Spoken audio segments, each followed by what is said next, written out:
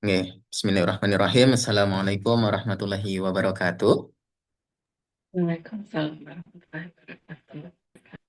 Selamat pagi teman-teman semuanya, teman-teman peneliti dan calon-calon peneliti. Bagaimana kabarnya hari ini? Semoga semuanya diberikan kesehatan, terus semangat terus untuk menyelesaikan yang belum selesai.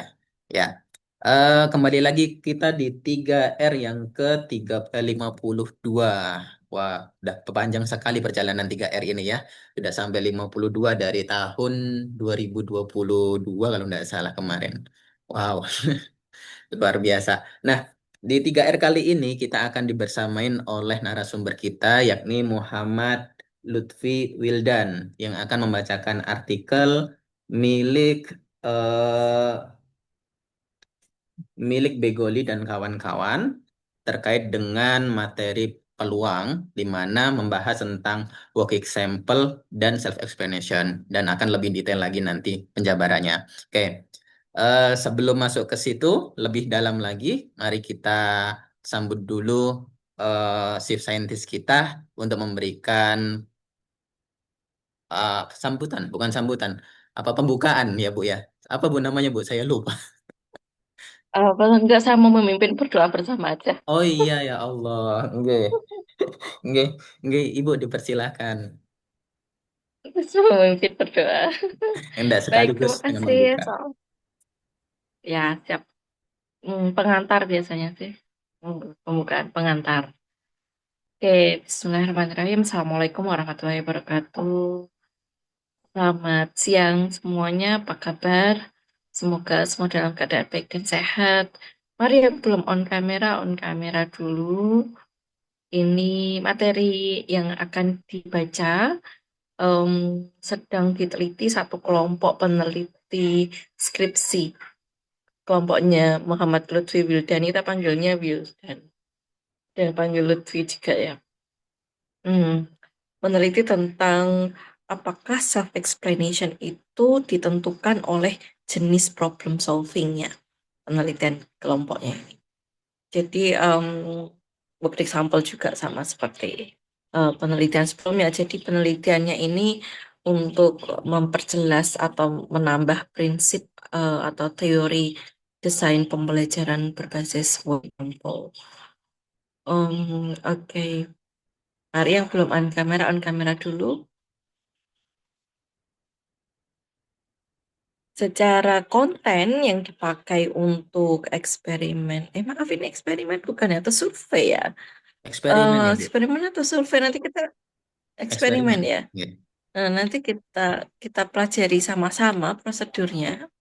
Jadi secara konten yang dipakai adalah materi peluang.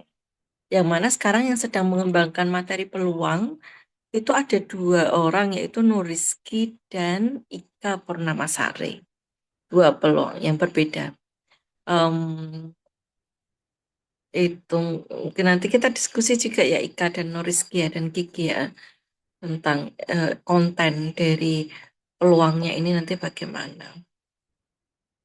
Yang unik adalah ini penelitinya itu dari University of California. Itu ya kalau nggak salah ya kita baca afiliasinya ya dari Amerika. Jadi mereka nggak bukan keturunan langsung eh, cognitive load theory, cognitive load theories. Jadi bukan keturunan langsung yang mempelopori cognitive load theory. Maksudnya kayak saya itu kan supervisornya saya itu kan John Zweller. Kemudian ada yang dibimbing oleh Fred Pass, Paul Kirshner, Van Marenboer. Tapi nggak tahu kalau yang ini nama-nama penelitinya asing juga. Belum pernah ketemu juga di conference-nya Cognitive Load Theory. Sambil kenalan kita lihat isinya dan sepertinya isinya juga nggak nggak eh, nggak banyak mengulik tentang human cognitive architecture-nya, tetapi lebih ke proportional reasoning, lebih ke reasoning kalau nggak salah ya. Ini terus terang juga saya baru pertama kali loh baca artikel ini. Terima kasih Wildan, kamu ya udah menemukan artikel ini. Saya jadi bertambah wawasan saya. Apa ada penelitian ini em, yang mana kalau nggak salah dia nggak hanya worked example, tapi juga ada valid example ya untuk treatmentnya ya. Kemudian ada correct dan incorrect. Nah, ini dia main variabel bebasnya kayak apa? Nanti kita sama-sama pelajari. Khususnya dengan self-explanation. Self-explanation itu kita mengenal ada jenis yang general, ada yang elaborate. Jadi kita sendiri sih yang menyimpulkan itu. Jadi ketika membaca-baca artikel, itu ada yang self-explanationnya itu hanya jelaskan pada dirimu sendiri gitu, tentang masalah ini. Tapi ada yang self-explanationnya itu spesifik ke langkah tertentu, rumus tertentu malah.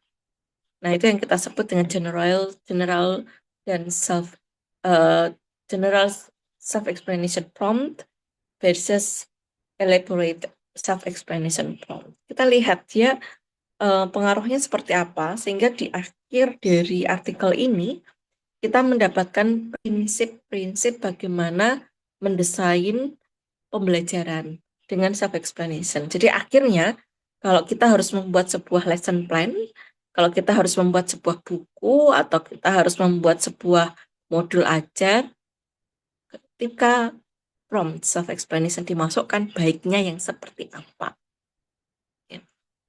Itu penelitian kita, ada yang menyebut penelitian seperti ini adalah design research, design and development research, jadi penelitian tentang mendesain gitu ya. Tetapi yang jelas penelitiannya ini bukan bukan untuk membuat prototipe. Hmm, Penelitian ini untuk menghasilkan teori baru.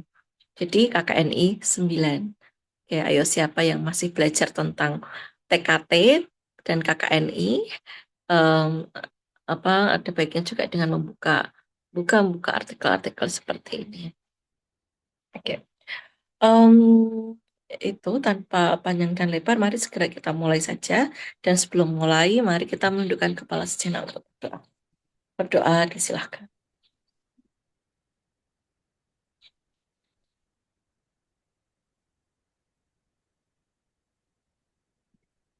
Semoga barokah, bermanfaat, dan em, ilmu kita ini juga bisa terus berkembang. Ayo yang belum on kamera, segera on kamera untuk kan semangat kepada Wildan. Ya Wildan ya.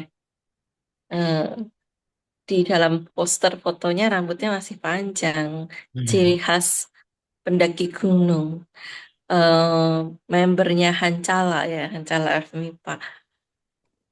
Saya baru ini loh ada membernya Hancala bisa ikut aktivitas akademik luar biasa. Semangat ya Wildan, kita baca sama-sama. Ya rambutnya sudah rambut Pak Guru sekarang. Terima kasih Alembana sudah memotong rambutnya. Baik, saya kembalikan ke Pratama Wahyu. Terima kasih sudah memoderatori dan menyiapkan kegiatan ini semua. Oke, semangat terus, terus semangat. Assalamualaikum warahmatullahi wabarakatuh. Waalaikumsalam warahmatullahi wabarakatuh. Terima kasih Ibu Endah atas pengantarnya. Oke, nah eh, hari ini langsung di, dibersamain oleh Muhammad Wildan Lutfi, Lutfi Wildan ya. Bagaimana udah siap Mas Wildan? Ya, Mas. Ini kayaknya videonya agak sedikit macet, mungkin dengan agar lebih lancar nanti videonya off saja enggak apa-apa, supaya share screen dan penjelasannya lebih gamblang. Oke, silahkan dicoba share screen dulu Mas Wildan.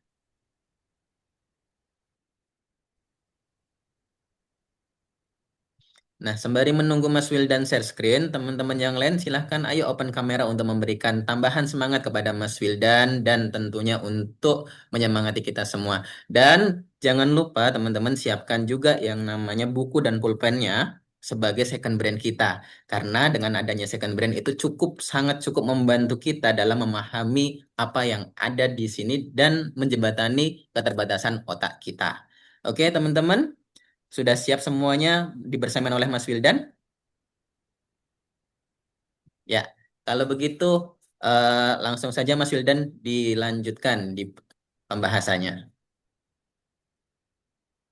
Oke, Assalamualaikum warahmatullahi wabarakatuh. Perkenalkan nama saya Wildan. Nah, pagi ini saya akan membacakan artikel yang judulnya itu Called Probability the Art of Profession. Self-explanation and example based practice help students with lower proportional reasoning skills or learn probability. Nah, itu sebetulnya saya sudah terjemah jurnal itu pakai AI, tapi ada beberapa kalimat dan ada beberapa gambar nanti itu yang diterjemahkan itu harfiah banget dan yang gambar itu tidak terjemah. Jadi nanti saya akan bacakan yang terjemahan, terus yang kiranya kurang tepat nanti terjemahannya dan gambarnya tidak tertampil, saya balik ke yang ini versi aslinya.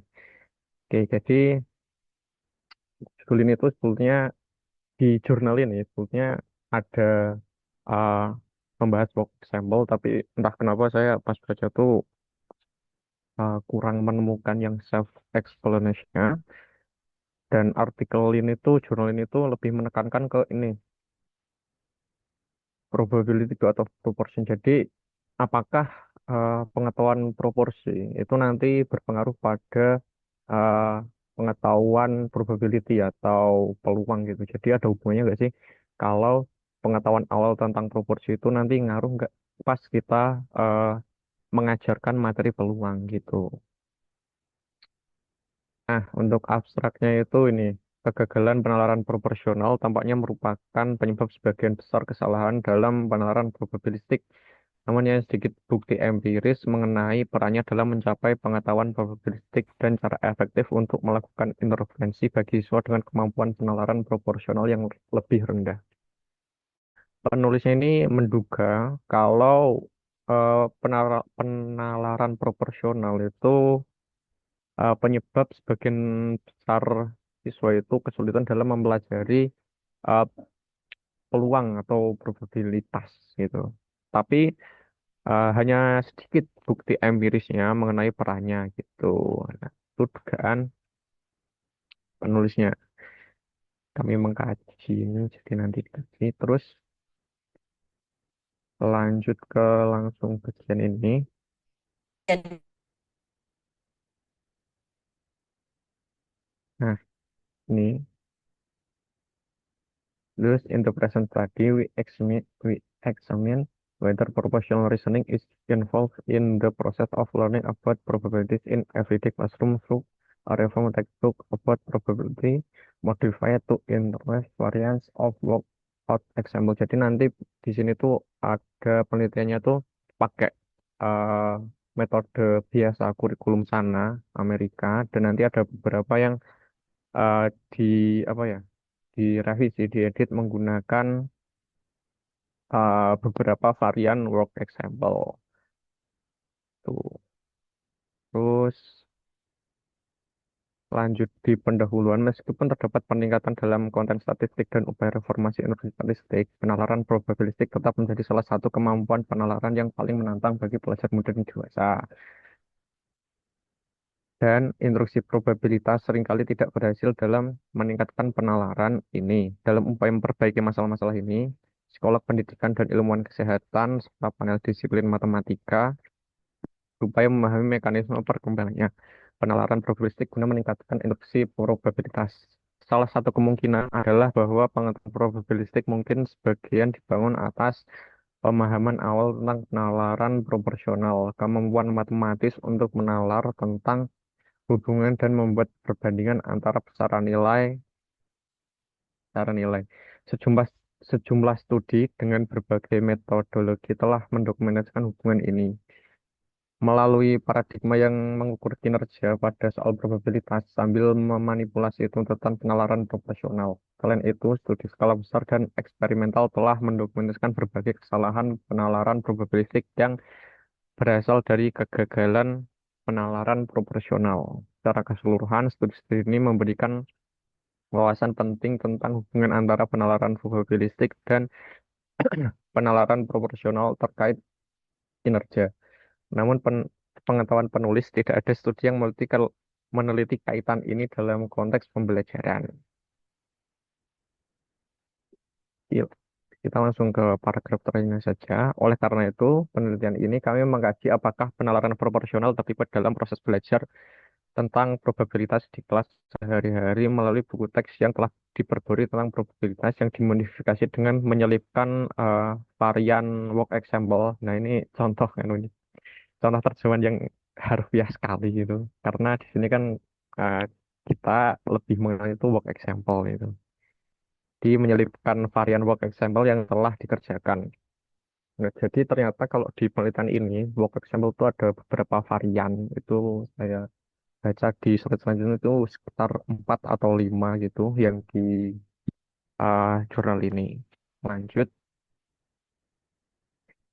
penalaran proporsional dan probabilistik. Dari sudut pandang konseptual, kaitan antara penalaran proporsional dan penalaran probabilistik telah diteorikan dalam dua akun. Satu, di mana skema konseptual probabilitas terpisah dari skema proporsi. Jadi proporsi itu sebenarnya nggak mempengaruhi apapun tentang probabilitas. Dan yang satunya itu, dua skema tersebut itu berasal dari akar yang sama. Jika yang pertama benar, maka pengetahuan tentang proporsi seharusnya tidak memiliki dampak yang lebih besar pada penalaran probabilistik daripada pengetahuan tentang probabilitas itu sendiri. Sedangkan jika yang terakhir benar atau yang ini, kedua skema itu berakar dari yang sama, itu maka salah satu skema dapat berkontribusi pada perkembangan penalaran probabilistik. Tuh. Nah,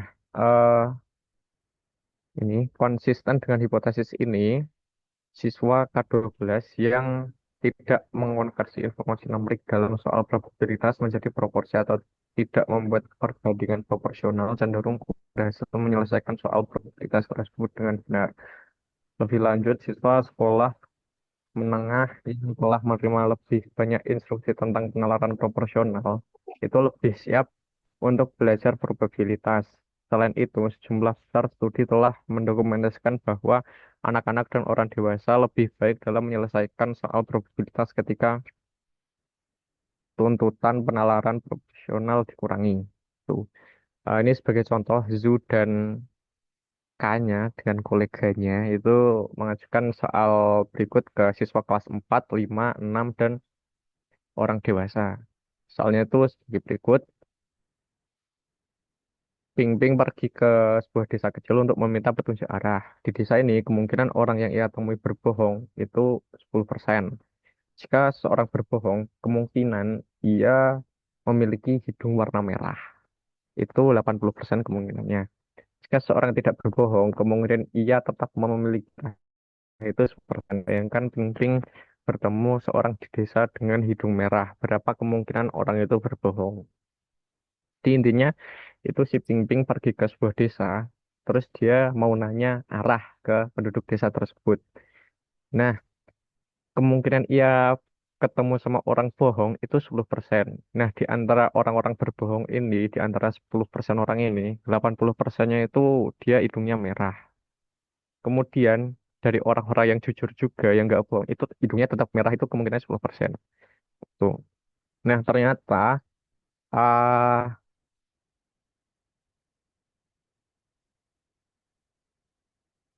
di setelah siswanya itu dikasih pertanyaan ini dan orang dewasa dikasih pertanyaan ini itu kelas 4, 5, dan 6 itu nggak ada yang mampu menemukan solusinya gitu. Dan yang dewasa tuh cuma hampir setengahnya, cuma 47% doang yang gagal. Ini yang gagal ya. Kemudian proporsi yang sama disajikan dengan sebagai frekuensi. Misalnya 10% itu jadi 1 banding 10. Nah itu, nah di sini tidak diterjemahkan. Nah, ini tuh ini tadi soalnya, kemudian langkah-langkahnya ini. Nah, ya ini yang tadi eh semua siswanya tuh nggak mampu jawab tuh yang ini. Nah, kemudian yang tadi bentuknya persentase itu diganti dengan perbandingan gitu. Jadi kayak gini. Ping Ping goes to a small village to ask for direction. In the village, 10 out of every 100 people will lie. Jadi di sini perbandingan ya, untungnya sudah perbandingan 10 banding 100 orang itu bakal bohong. Dari 10 orang yang berbohong, itu delapannya itu mempunyai hidung warna merah. Nah, sisanya yang nggak bohong itu kan 90. Karena ini 10 banding 100, berarti sisanya yang nggak bohong 90. Nah, eh, dari 90 orang yang nggak bohong, itu 9-nya itu punya eh, hidung warna merah juga. Jadi di sini yang tadi punya persentase itu eh, sudah diganti dengan perbandingan. Nah, di sini ditulis this led 19 of fourth grade, 39 of fifth grade, dan 54% dari kelas 6. Jadi kelas empatnya 19%, kelas 5-nya 39%, dan 54% kelas 6 itu berhasil eh, menemukan solusi untuk masalah ini. Dan 76% orang dewasa itu juga berhasil. Nah, ini di sini dituliskan terjadi karena eh, pada soal yang sudah dibuat perbandingan itu mengurangi beban penalaran proporsional gitu, atau jadi tidak perlu menerjemahkan lagi 10% itu apa sih, 90% itu apa sih, karena sudah diterjemahkan. Karena sebetulnya kan 10% itu kan 10 banding 100 gitu misalnya, seperti itu. Secara keseluruhan, temuan-temuan ini menunjuk kepada pengetahuan proporsional awal sebagai salah satu komponen kunci untuk memahami probabilitas. Dengan demikian, memahami bagaimana penalaran proporsional anak-anak mempengaruhi kinerja pada soal probabilitas dapat memberikan wawasan penting tentang perkembangan penalaran probabilistik. Nah, sekarang lanjut ke varian work example-nya. Itu di sini terdapat beberapa varian. Nah, ini terlalu harfiah sekali menerjemahkannya. Nah, Nah, varian work example itu ada ini self explanation prompt, incorrect work example, finding work fading work example, moderating role of prior knowledge on work example variant. Nah, itu nanti bentuknya kayak apa? Nanti di slide selanjutnya itu ada ini, ada contohnya. Ini untuk jenis-jenis work sampelnya. Sekarang lanjut ke penelitian saat ini. Dalam penelitian ini, kami mengambil prinsip ilmu kognitif yang telah diuji di laboratorium varian contoh yang telah dikerjakan untuk menguji apakah contoh yang telah dikerjakan dapat membantu mengerjakan penalaran probabilistik kepada siswa di kelas matematika dunia nyata. Berdasarkan literatur sebelumnya, penalaran proporsional mungkin merupakan skema prasyarat untuk mencapai pengetahuan probabilistik yang kuat. Dalam penelitian ini, kami mengintegrasikan kombinasi petunjuk penjelasan mandiri, contoh yang sebagian telah dikerjakan, serta contoh yang benar. Ini merupakan jenis-jenis work example-nya tadi sebetulnya yang diterjemahkan kembali ke dalam bahasa Indonesia tuh, dan salah satu kurikulum namanya. Nah, itu penulis itu memeriksa pertanyaan berikut: H1, H1B, H2A, H2B. Itu yang H1A, belajar dengan buku teks CMP. CMP itu saya yang saya baca ya, kok nanti dikoreksi kalau salah, tolong. CMP itu kayak kurikulumnya di Amerika sana gitu. Belajar dengan buku teks CMP yang menyematkan contoh yang dikerjakan secara salah dan benar. Jadi ini contoh yang sebagian dikerjakan dan petunjuk penjelasan mandiri. Ini akan menghasilkan pengetahuan yang lebih besar dalam probabilitas dibandingkan belajar dengan buku teks CMP asli. So, jadi ini yang sudah di kayak revisi gitu, dan CMP asli itu yang kelas kontrolnya lah gitu. Kemudian H1B itu manfaat pembelajaran probabilitas dari buku teks CMP perlakuan dibandingkan buku teks CMP asli akan lebih besar bagi siswa dengan penalaran proporsional yang lebih rendah daripada siswa dengan penalaran proporsional yang lebih tinggi. Dan H2A-nya, kami memprediksi bahwa pengetahuan penalaran proporsional akan meningkat lebih banyak bagi siswa dalam kondisi perlakuan dibandingkan kondisi kontrol. H2B-nya, pengetahuan pretest, penalaran proporsional akan secara signifikan memprediksi skor penalaran probabilistik pada post-test. Bahkan ketika memperhitungkan penalaran probabilistik pada pretest. Jadi nanti ini tuh pretestnya tuh apakah bisa memprediksi hasil post-testnya gitu. Nah ini metodenya partisipan tuh soalnya kelas 7. Kemudian dari 10 kelas, 5 guru berpartisipasi dalam penelitian ini. Semua siswa berada di kelas reguler. Jadi kelasnya tuh yang reguler bukan kelas unggulan atau remedial eh, di distrik sekolah pinggiran kota dalam lingkaran dalam yaitu di wilayah Amerika sana ya, Midwestern. Penelitian ini mendapat persetujuan dari Institutional Review Board IRB di Temple University yang meninjaunya sebagai pengecualian karena termasuk dalam kategori praktik dan pengaturan pendidikan normal. Semua data telah ini. Lanjut, kelas secara acak ditugaskan ke kondisi kontrol atau perlakuan. Untuk guru yang memiliki lebih dari satu kelas, kami memastikan bahwa setidaknya satu kelas mereka ditugaskan ke kondisi perlakuan. 5 kelas siswa menyelesaikan tugas kontrol, dan 5 kelas yang lainnya menyelesaikan tugas perlakuan atau yang sudah diberi uh, revisi tadi ya. Kemudian materi intervensinya itu ada teks asli, buku teks yang berbasis contoh yang direvisi, ada prosedur, ada ini peran matematika. Kalau di sini tuh apa ya tadi?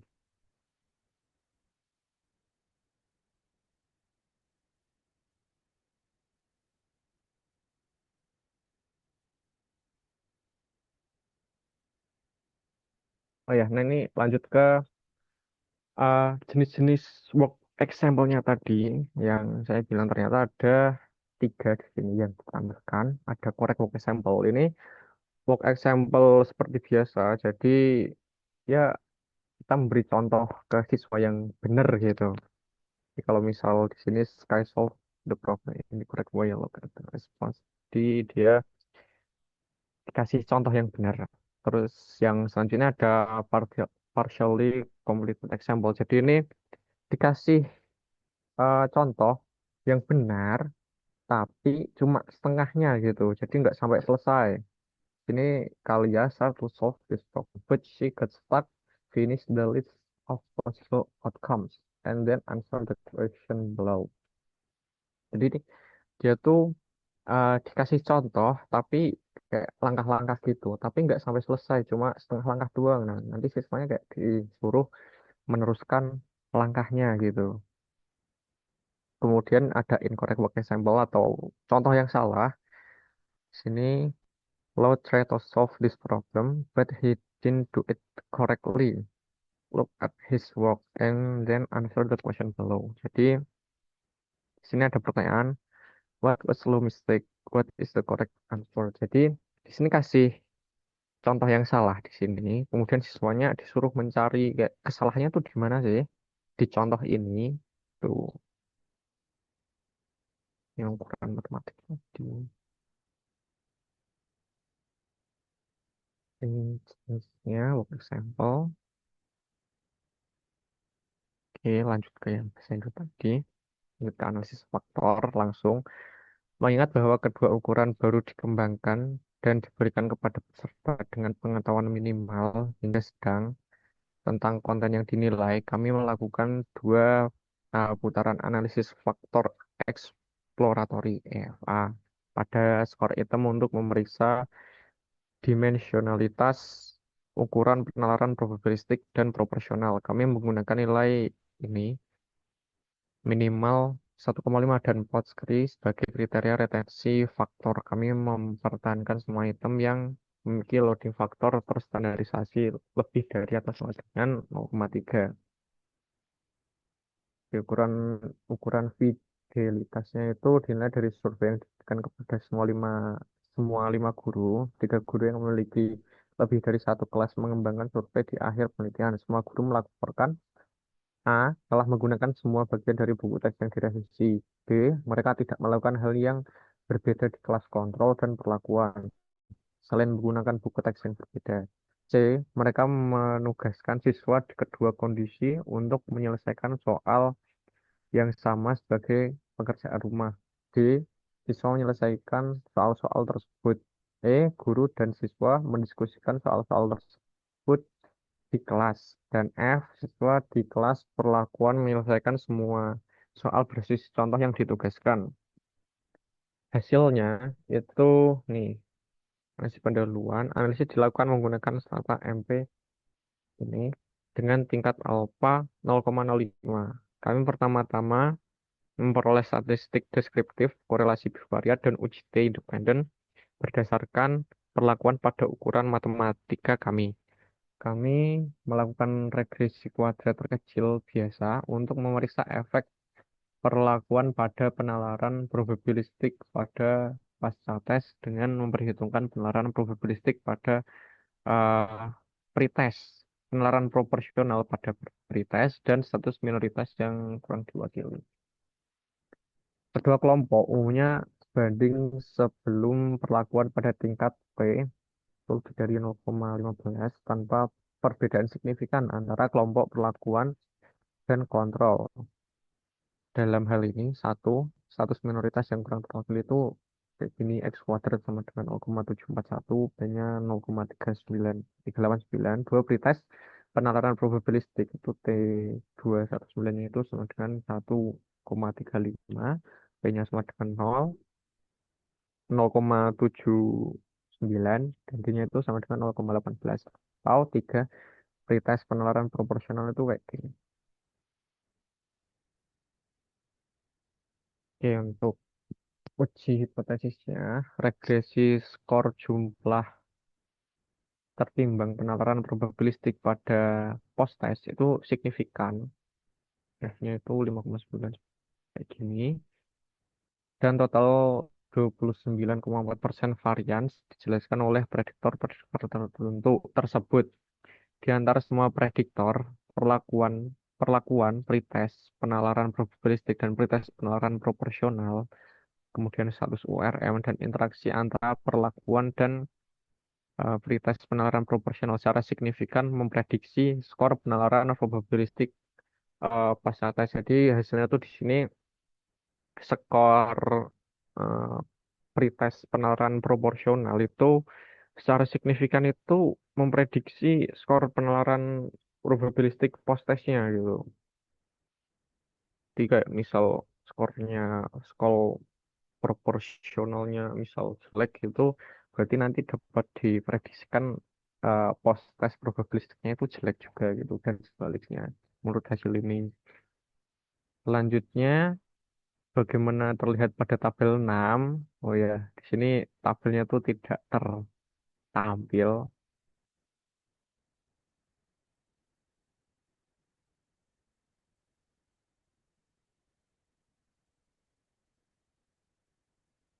Nah, tabelnya tuh di sini. Seperti ini kurang lebih. Nah, ini tabel 6-nya.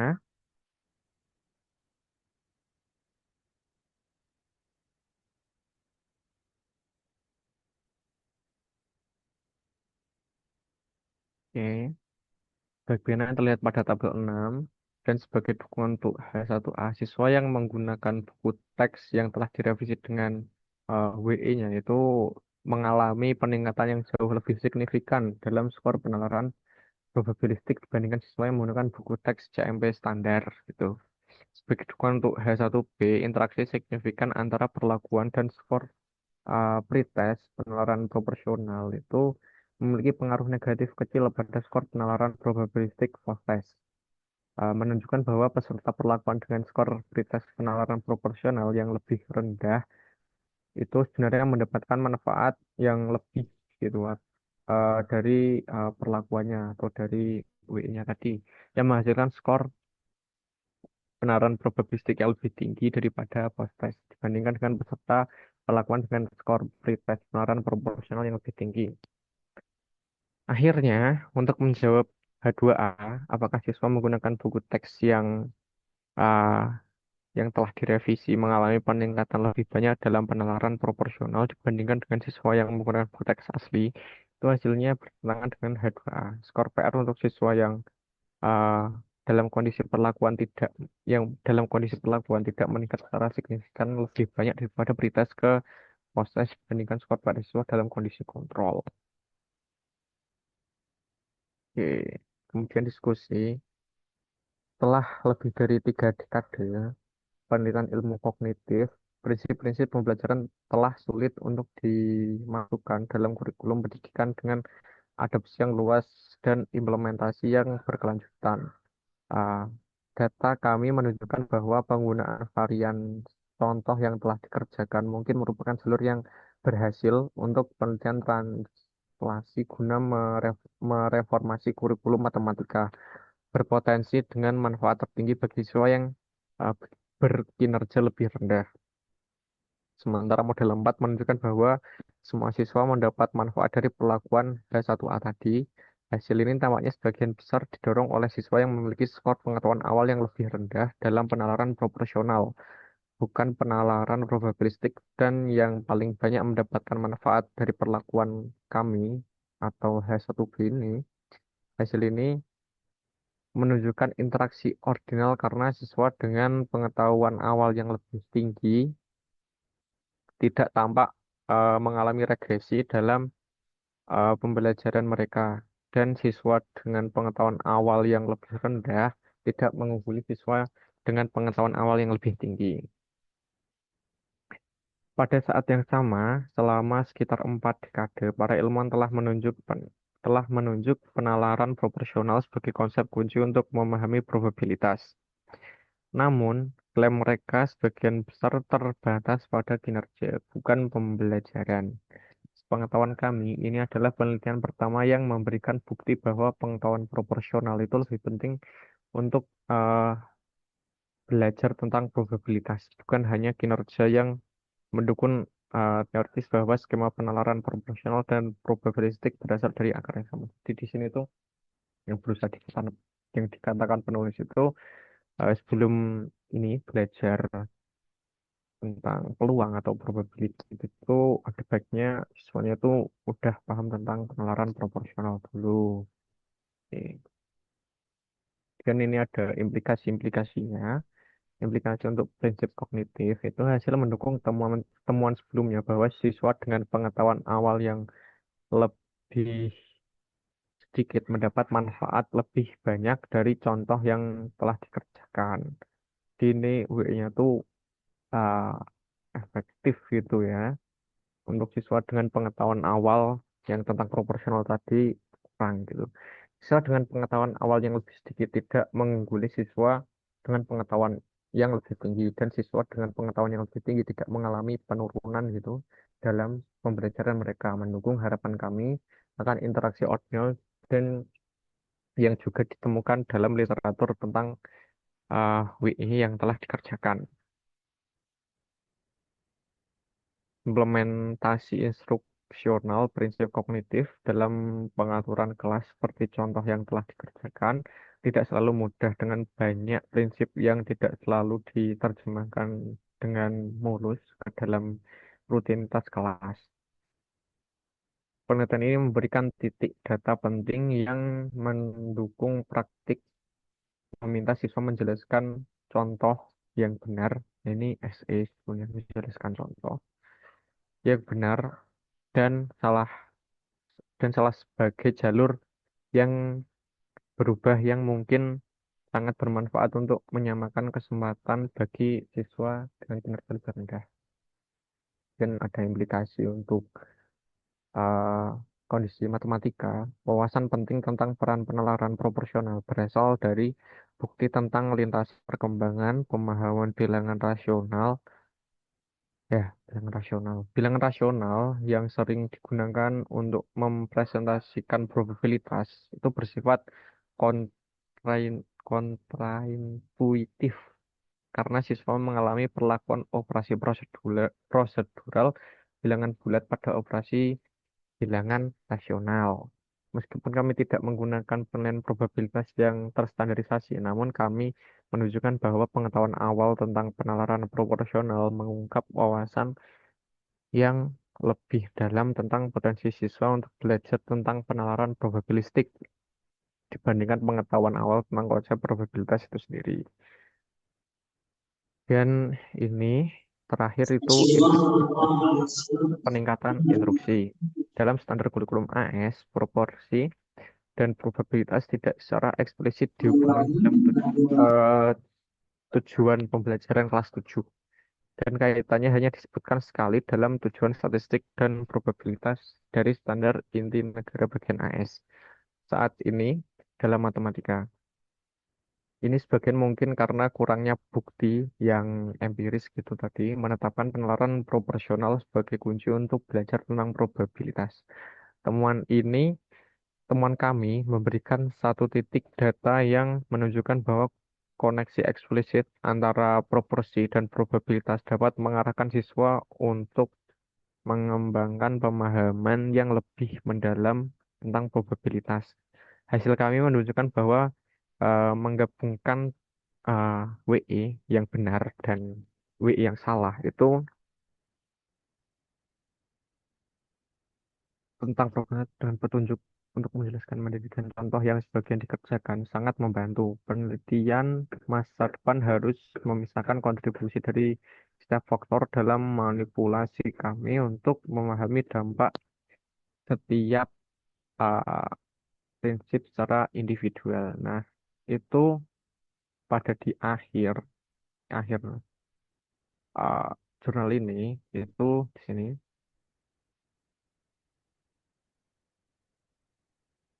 to in some of our results show that probabilistic reasoning in founding on certain kind of knowledge of proportional reasoning and that correct and incorrect work example may be particularly helpful for students with less prior knowledge of proportion. Jadi penulisnya tuh mengatakan kalau eh, WE yang dicontohkan benar dan WE yang dicontohkan salah itu helpful gitu untuk siswa dengan eh, prior knowledge-nya tuh rendah. Jadi untuk siswa yang eh, penawaran proporsionalnya rendah itu bagus menggunakan WE yang dicontohkan benar atau yang dicontohkan salah gitu. Ini sudah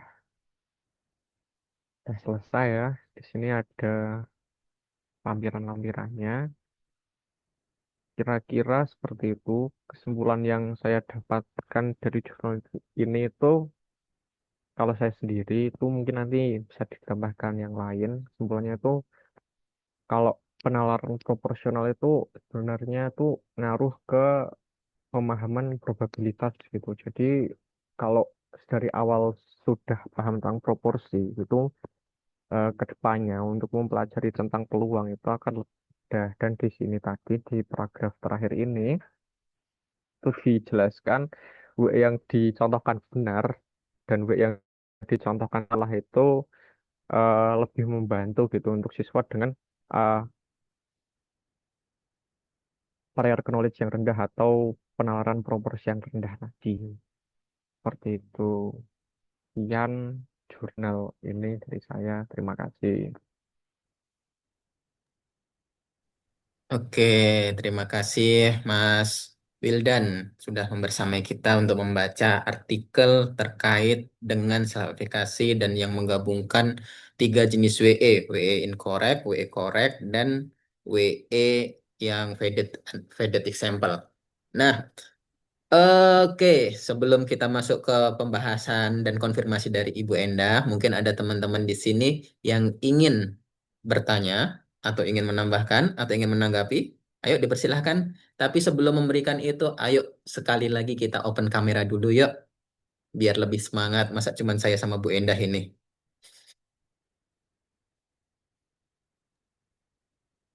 Saya open kamera terus ya sampai seri yang 53. Nggih, Bu. Sesekali off kamera kalau pas dengerin. Hmm, artikelnya menarik ya, peluang. Tadi itu yang appendix itu contoh-contoh soalnya ya, Yuldan ya. Jadi contoh-contoh soalnya dimasukkan di appendix tadi ya. Enggak, Bu. Di appendix sama referensinya. Ternyata orang Amerika itu kalau membuat soal peluang juga sama ya, pakai dadu gitu ya. Apa em, dilambungkan pertama, lambungkan kedua gitu. Kalau tadi saya sekelas lihat soal-soalnya. Oke. Oke. Jadi siswanya itu belajar dari buku gitu ya, Wildan ya. Ada buku, lalu buku yang biasa, terus bukunya direvisi dengan ditambah work example. Gitu kan ya, Wildan. Ada yang work example yang correct, ada yang incorrect. Bu. Tapi memang di sini tadi ada surveinya juga, Pratama Wahyu. Oke, surveinya untuk diberikan ke Ya. gurunya, Bu. Kalau Ah, kalau kita kan sejauh ini penelitian itu kita sebagai peneliti yang ngajar dibantu teman-teman yang tahu ah, paham ah, kognitif teori. Tapi kalau di ah. sini itu benar-benar gurunya ya, Bu ya, guru asli Guru. dari kelas Iya. tersebut. Oke. Hmm. Jadi mungkin penelitinya memang kebetulan sudah jadi guru. Kalau kita kan ke sekolah karena pinjem sekolah dan nggak nggak nyaman juga kalau merepotkan guru gitu kan. Jadi Oke. kita yang mengajar sendiri atau teman-teman. Hmm. Terus Cuman surveinya diberikan ke guru mm-mm. untuk ngecek gurunya itu sudah mengikuti atau melaksanakan ini dan itu sesuai instruksi atau belum gitu kan ya tadi. Oke, Atau Ibu. ya kan? Kayak Hmm. lembar observasi gitu tapi mandiri nggak? Hmm. Iya, Oke.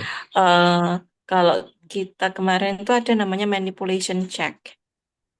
Jadi untuk ngecek apakah mengikuti prosedur atau tidak. Jadi kita pernah kayak gitu tahu Wahyu, kita Mhm. berikan ke siswa. Jadi Hmm. siswanya itu kayak kita minta checklist, kamu tadi eh, membaca work example-nya semua atau tidak gitu. Jadi manipulation check atau kamu tadi membaca promptnya dengan lengkap enggak. Jadi kayak ya kayak lembar observasi tapi self rating ya untuk Self-branding. Oke.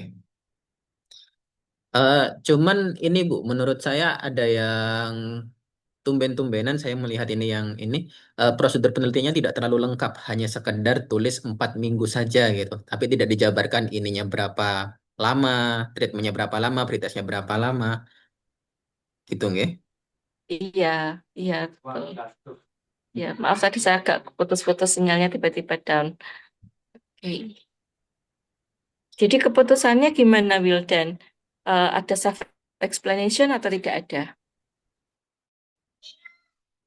Nah itu Bu, itu yang saya pertanyakan juga di judul ini. Saya baca itu kayak Yang kok work dibilang, example-nya jelas ya.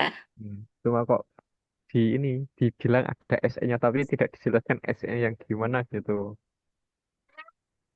Self explanations.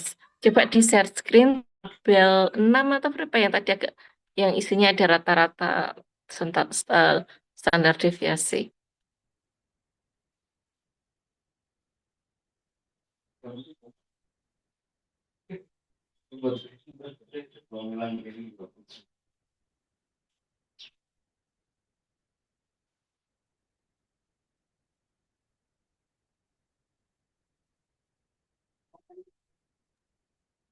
Di halaman Ini kan berapa dulu? Mohon from maaf. ini promnya ya. Oke, ke bawah lagi yang ke bagian hasil.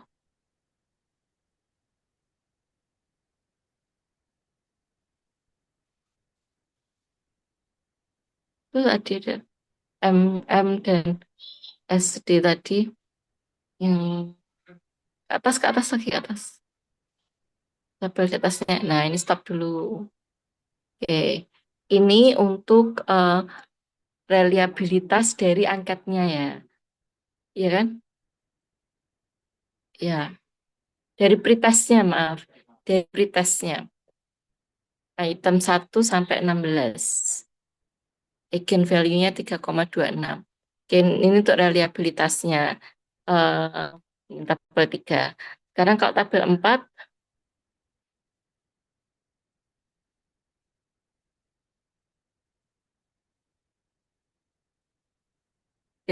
ini tabel 4 regresi yang ada 4 model regresi yang dibuat untuk memprediksi hasil post test berdasarkan variabel bebas ini. Prediktor itu variabel bebas. Variabel bebasnya termasuk pretest.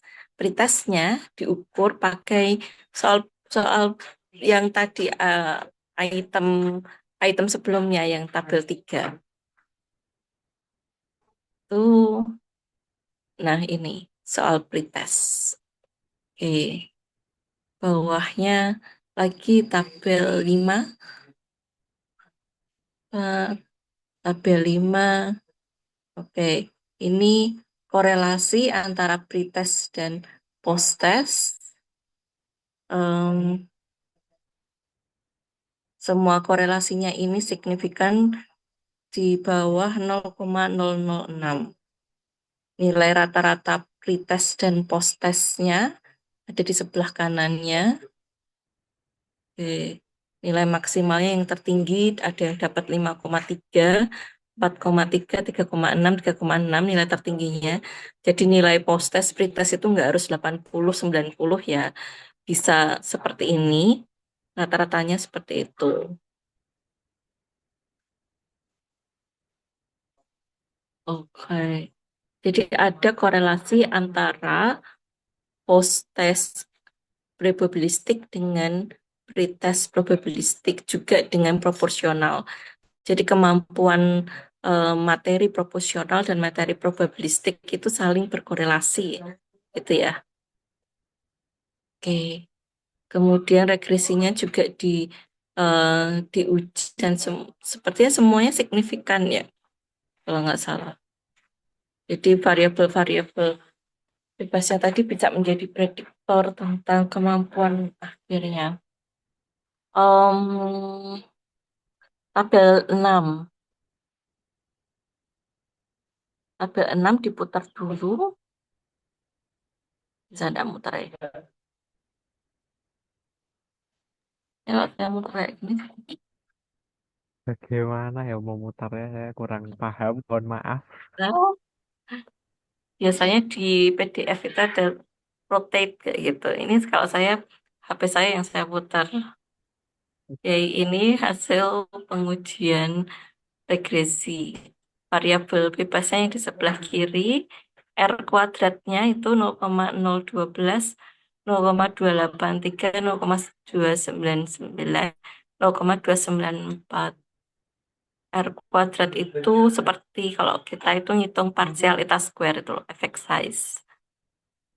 Oke, ini model regresinya. Ah, oke, nggak tahu saya. Kita lihat yang self explanationnya di mana ya? Dia tuh mengintegrasikan self explanation di semuanya ya sepertinya. Nggak membandingkan ada self explanation dengan tidak ada self explanation. Iya nggak? Ke bawah lagi coba. Sepertinya Tapi ya, dia itu lebih lebih meneliti pretest, jadi kemampuan awal. Hasil pretest itu berarti kan hasil kemampuan awal kan? Jadi kemampuan awal itu menjadi penentu siswa itu bisa belajar dengan self explanation di dalam buku yang memuat work example. Jadi semuanya ada self explanationnya.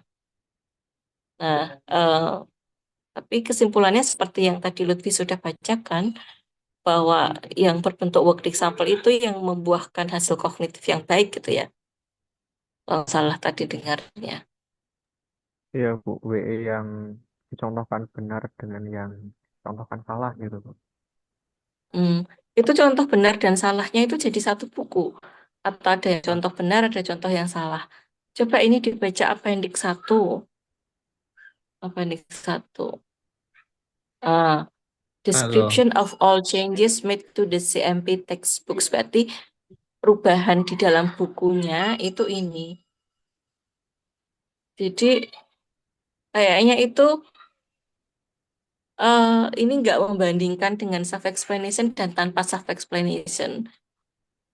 Semuanya ada self-explanation. Iya nggak? enggak Ibu.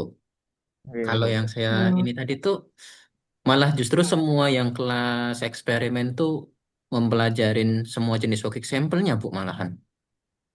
Iya, ini kan type of example yang halaman 10. Jadi ada sebuah buku CMP itu. Di buku itu halaman 10A, 10B, 15A, 15B, 16, 18 sampai yang halaman 71 itu contoh-contohnya itu diubah.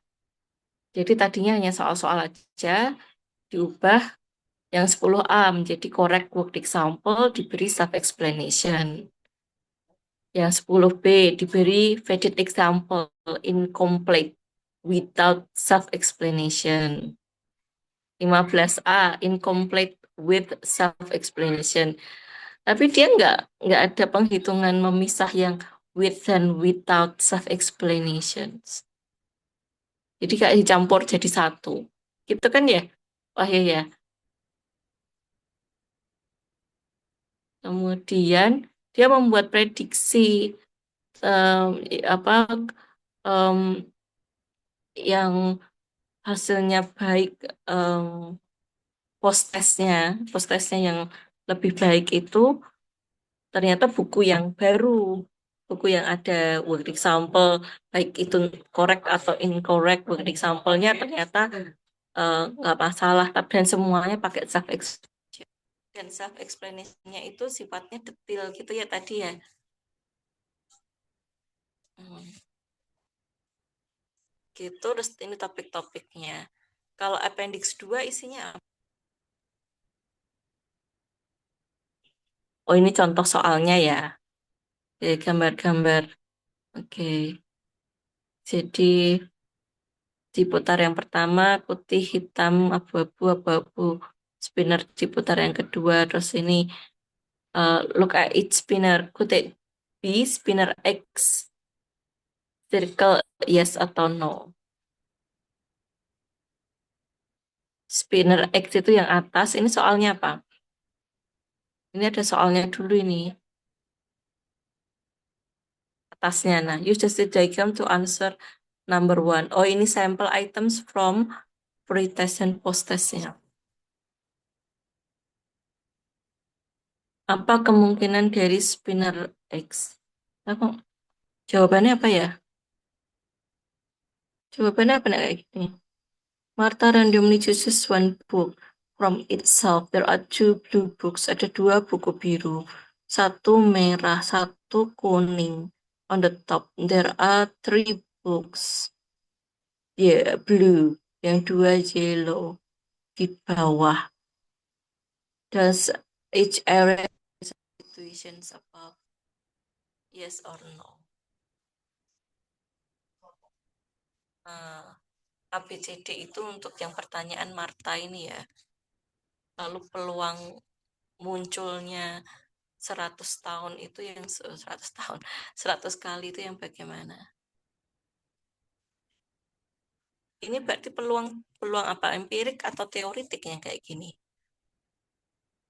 Apa Nuriski? Nuriski Kiki dan Ika yang mempelajari ini. Oke, anyway yang bisa kita pelajari dari sini apa ya? Ini kayak pengembangan buku ya, ya enggak? Sama Wahyu. Ini ada buku lah dikembangkan gitu ya. Modifikasi, iya, cuman modifikasi saja, Bu. Hmm. Kemudian melihat efektivitas dari bukunya itu ditinjau dari pengetahuan awal sih. Dia nggak membahas human cognitive architecture kan di sini. Dia hanya Tidak. langsung ngambil bahwa pada prinsipnya untuk novices itu belajar pakai work example.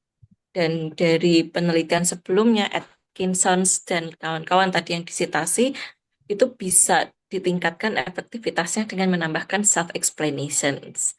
Saya kira kan kayak gitu.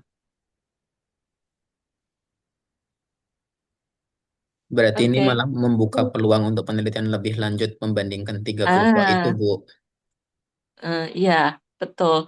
Jadi ini kayak kasih contoh ke kita ya. Bisa kita penelitian seperti ini dari misalkan buku BSE di sekolah itu kita modifikasi lalu diteliti. Makanya tadi melibatkan guru sekolah, jadi gurunya ini menjadi ininya juga ya untuk menghitung keterlibatan siswanya ya. Jadi yang Oke, dipegang adalah gurunya. oke. Berarti ada randomisasi gurunya ya ini ya. Ada Ibu. Artinya gurunya yang diacak untuk mendapatkan dia pakai buku yang mana. Terus berapa lama ini penelitiannya? 4 minggu Ada Ibu kalau tidak keterangannya salah nggak tadi. Wildan? Berapa lama ya penelitiannya ya?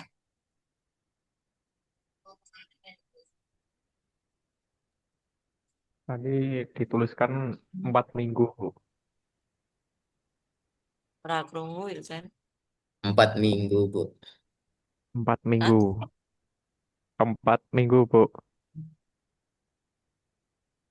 Berapa hari kok? Berapa lama Wahyu penelitiannya ini? Tidak dijelaskan secara detail Bu, hanya dijelaskan selama 4 minggu. Tidak ada penelitian, Empat tidak ada minggu. detailnya Oh. berapa harinya, berapa jamnya gitu, enggak. Hmm. Oke. Jadi dia kontrolnya hanya dari bukunya ya. Oh, untuk 4 week. Oh ya. Makasih udah.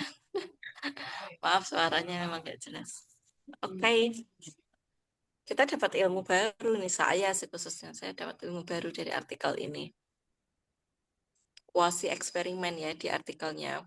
Puasa Makanya eksperimen. dia menambah analisisnya pakai regresinya itu tadi sama ada manipulation check. Jadi gurunya disurvei seberapa ketat gurunya pakai prosedur penelitian yang diberikan. Oke. Kalau untuk Ya. materi peluang Itu baru salah satu cara sudah ada belum Bu dari kita? Baru ini teman-teman yang baru baru sekarang ini. yang peluang ya. Ada Nuriski sama Ika baru sekarang ini. Hmm, Kita ada udah ngambil data kemarin. Hmm,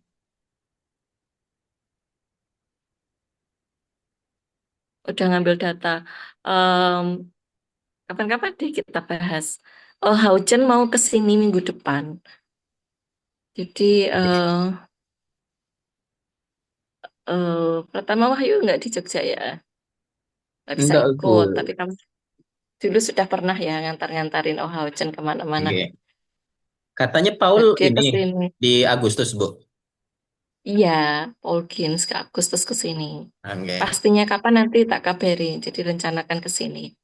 Kita Oke. usahakan simposium kita itu pas Mhm. ada Paul Gins ke sini. Oke, oke.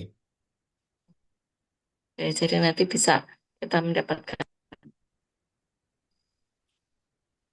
Oke, saya cukup membahasnya itu dulu.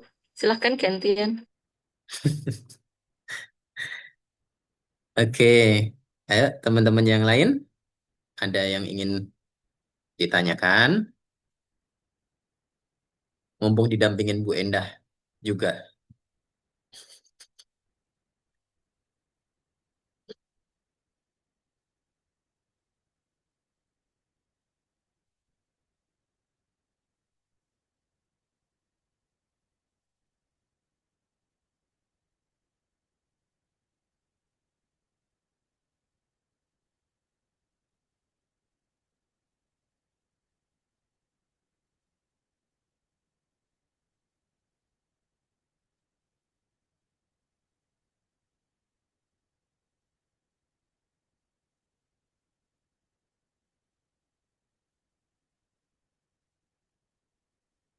Ini luar biasa ya, hari libur di hari Sabtu, terus kebetulan ini Hari Pendidikan Nasional, dan teman-teman di sini benar-benar mencerminkan pendidikan karena mau mengorbankan waktunya untuk tetap belajar bersama, membaca bersama kita di sini di ICCLR. Luar biasa.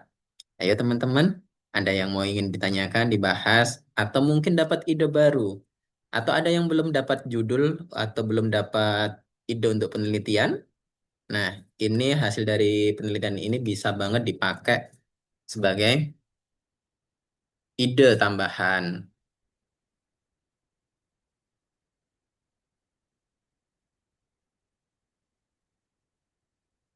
Tidak ada. Sepertinya tidak ada, Bu Endah. Bagaimana, Bu Endah? Kita tutup.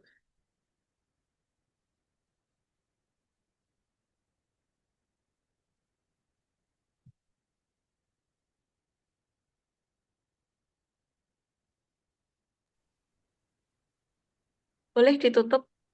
Oke, Hmm, oke. ya. Oke, teman-teman semuanya, terima kasih telah bergabung bersama kami di sini, tim ICCLR. Sampai jumpa di pertemuan berikutnya di ICCLR 54.